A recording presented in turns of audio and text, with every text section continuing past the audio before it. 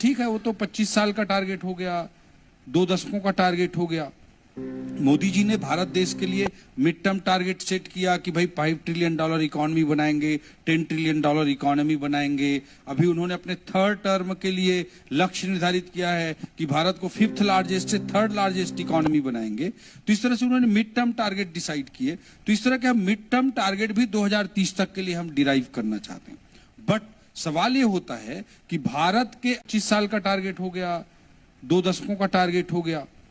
मोदी जी ने भारत देश के लिए मिड टर्म टारगेट सेट किया कि भाई $5 ट्रिलियन इकोनॉमी बनाएंगे, $10 ट्रिलियन इकोनॉमी बनाएंगे। अभी उन्होंने अपने थर्ड टर्म के लिए लक्ष्य निर्धारित किया है कि भारत को 5th लार्जेस्ट से 3rd लार्जेस्ट इकोनॉमी बनाएंगे। तो इस तरह से उन्होंने मिड टर्म टारगेट डिसाइड किए। तो इस तरह के हम मिड टर्म टारगेट भी 2030 तक के लिए हम डिराइव करना चाहते हैं।